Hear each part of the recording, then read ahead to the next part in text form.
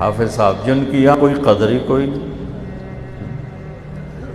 دنیا والوں سے نہ تو امید رکھو، نہ ہوگا، نہ پہلے کبھی ہو، نہ آئندہ ہوگا، نہ آج ہوگا.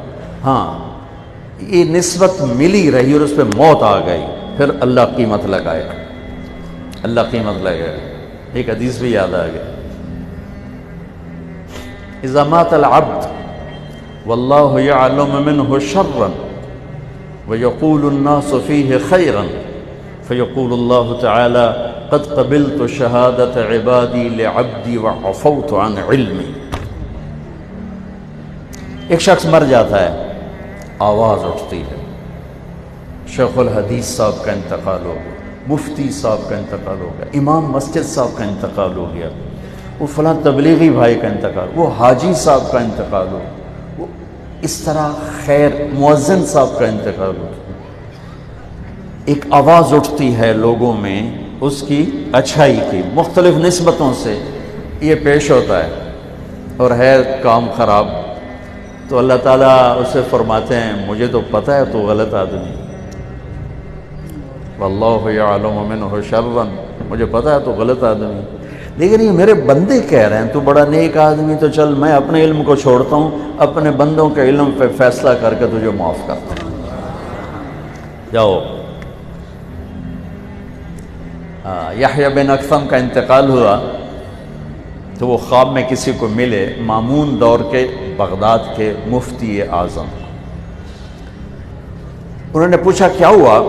کہ اللہ نے سامنے کھڑا کر کے فرمایا یا شیخ السوء فعلت کذا، یا شیخ السوء فعلت کذا.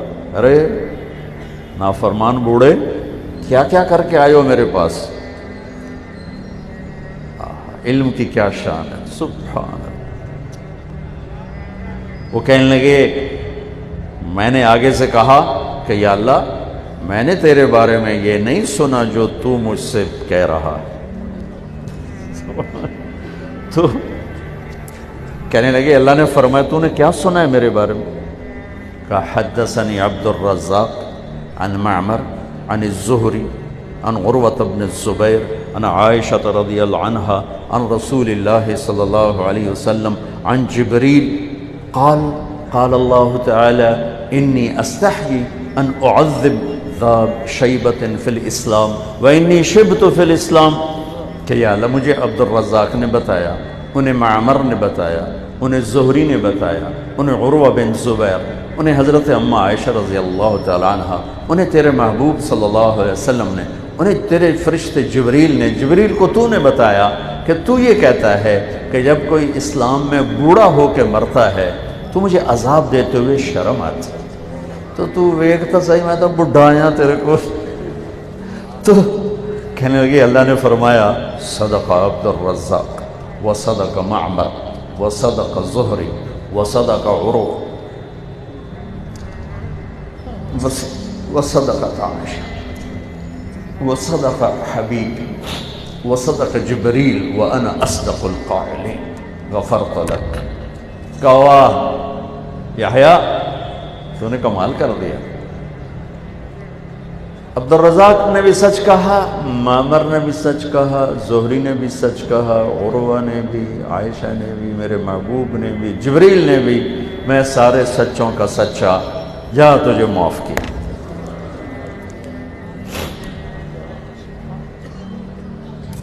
اعلان ہوگا این الفقہاء، قیامت کے دن اعلان ہوگا این الفقہاء. لوگوں سے امید نہ رکھو، اللہ پہ امید رکھو. اور میں کسی عقیدت کی وجہ سے نہیں، پوری دنیا پھر کے بتا رہا ہوں کہ قربانی کے لحاظ سے بر صغیر کے علماء کا ثانی کوئی نہیں.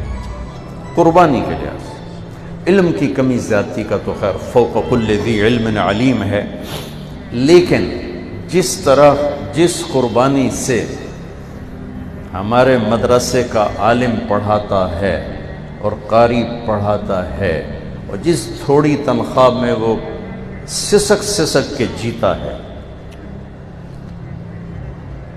اس کی مثال پوری دنیا میں کوئی نہیں.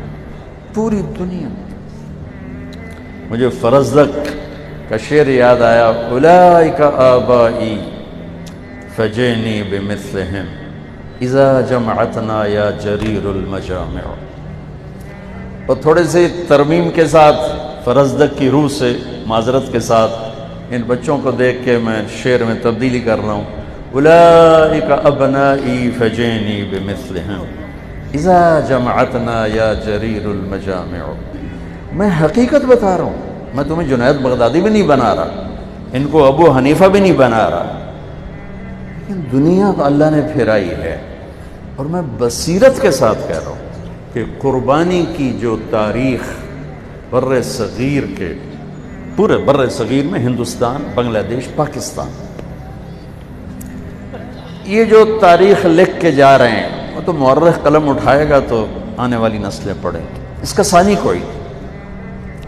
اتنی تھوڑی تنخواہ کہ نزلہ ہو جائے نا، صرف نزلہ، تو اپنی تنخواہ سے دوا نہیں خرید سکتا۔ بچے کی شادی، بچی کی شادی تو بہت دور کی بات ہے، گھر بنانا تو بہت دور کی بات ہے، روزانہ چولہا جلانا بھی مشکل ہوتا ہے ایک عالم دین کے لیے، ایک امام مسجد کے لیے، ایک مؤذن کے لیے۔ اوپر سے لوگوں کی بکواسات وہ الگ سنتا ہے، گالیاں الگ سنتا ہے، اور ڈراوے دھمکاوے الگ سنتا ہے، وہ ذلتیں الگ برداشت کرتا ہے۔ لیکن اگر اس نسبت پہ چلا گیا نا، اب قدردان تو اب آیا ہے، آواز آئے گی، این الفقہاء، کدھر ہیں علماء؟ اس میں تو ساری امتوں کے علماء کھڑے ہوں گے، پیچھے سے لے کر اس امت سب کھڑے ہوں گے۔ دو اعلان اور ہوں گے جو صرف اسی امت کے لیے ہیں، این الائمہ، مساجد کے امام کہاں ہیں؟ امام کسی امت کے پاس نہیں تھے نماز کے، چونکہ ان کی نماز باجماعت نہیں تھی، فرادہ، تلاوت نہیں۔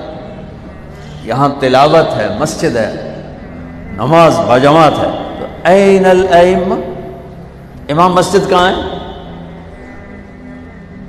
تیسرا اعلان ہوگا، این المؤذنون، اذان دینے والے کہاں ہیں؟ ایک اور حدیث سنو، ان المؤذن لا يدود فی قبرہ، مؤذن کو قبر کا کیڑا ہاتھ نہیں لگاتا، مؤذن کو قبر کا کیڑا ہاتھ نہیں لگاتا۔ اطول عناقا، قیامت کے دن سب سے اونچے مقام پر سب سے پہلے ابراہیم علیہ السلام کو کپڑے پہنائے جائیں، پھر ہمارے نبی کو، پھر انبیاء کو، اور چوتھے نمبر پر اذان دینے والوں کو۔